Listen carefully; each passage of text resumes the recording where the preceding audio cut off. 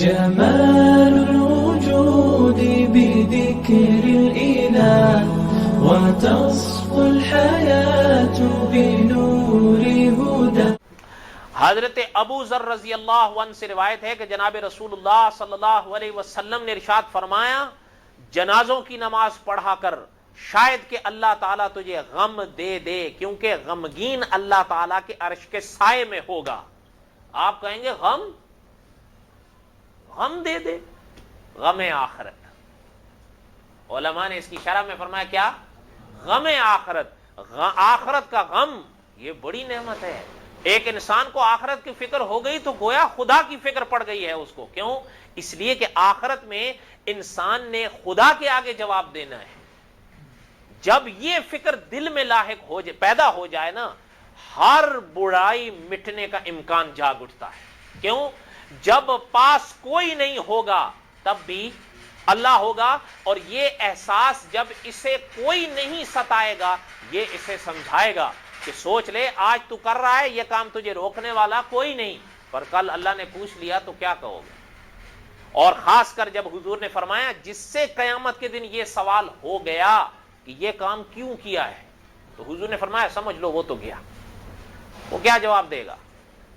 اس لیے فکر غم آخرت یہ کیا ہے؟ بہت بڑی دولت ہے،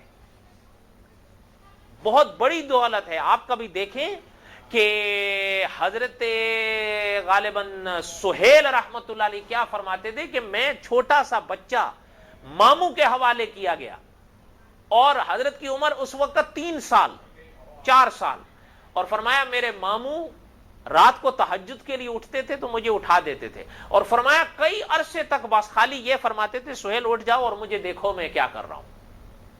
بس فرمایا اٹھ جاتے. اب اس وقت کی بچے کی کیا عمر ہوگی، اور پھر ان کی نیند. لیکن تربیت بہرحال تربیت ہوتی ہے. اچھا فرمایا اٹھا، دیکھا، اور فرمایا اب سو جاؤ. چند سال یہی عرصہ رہا. فرمایا جب عمر تقریباً 5 یا 7 سال کے لگ بھگ ہوئی تو ماموں نے مجھے 3 سبق یاد کرائے، اور ان 3 اسباق میں ایک سبق یہ تھا کہ میری بات سہیل ہمیشہ یاد رکھنا کہ اللہ ینظری، یہ بات دل میں رکھنا کہ جہاں بھی ہو اللہ تمہیں دیکھ رہا ہے. فرمایا یہ 3 اسباق، ان 3 میں سے ایک یہ تھا. فرمایا وہ میں نے 3 سبق اپنے ماموں سے یاد کیے، تقریباً عمر 8 یا 9 کی منزل کو طے کر رہی تھی کہ اللہ نے اپنے آپ کو میرے دل میں ظاہر کر دیا. یہ غم آخرت بہت بڑی دولت ہے، یہ یاد رکھنا. انسان فجر کی نماز کے لیے ایک ہی حوالے سے اٹھ سکتا ہے کہ مجھ سے اللہ نے پوچھنا ہے. ایسا ہی ہے یا نہیں؟ فجر کے وقت اور سردی میں جب نیند لپیٹتی ہے اس وقت خالی یہ سوال کر لو کہ اگر اللہ نے پوچھ لیا کہ کیوں نہیں اٹھے تھے پھر کیا کروں گا. پھر دیکھو انشاءاللہ اٹھو گے. پھر میں مذاق نہیں کر رہا ہوں، پھر اٹھو گے. اگر گرمی کا روزہ آنے لگے اور ہمت ٹوٹے اس وقت یہ خیال دل میں لے آؤ کہ اللہ نے قیامت کے دن پوچھ لیا کیوں نہیں رکھا تھا. اس دن ایک آدمی نے بات بڑی اچھی لکھی، پتہ نہیں آپ نے بھیجی تھی یا کسی اور صاحب نے، مجھے یاد نہیں، کہ اگر ایک عجیب جملہ تھا کہ اگر جنت میں اپنی مرضی کی زندگی گزارنا چاہتے ہو اس دنیا میں خدا کی مرضی سے جی جاؤ. نہیں بات سمجھ میں آ رہی؟ کچھ باتیں بڑی سنہری ہوتی ہیں. بہرحال حضرت ابو ذر رضی اللہ عنہ سے روایت ہے کہ جناب رسول اللہ صلی اللہ علیہ وسلم نے ارشاد فرمایا جنازوں کی نماز پڑھا کر. اچھا اور اس کا عوض دیکھو، جنازوں کے ساتھ جوڑا ہے. کس کا؟ کہ اللہ تعالی شاید تجھے غم آخرت دے دے.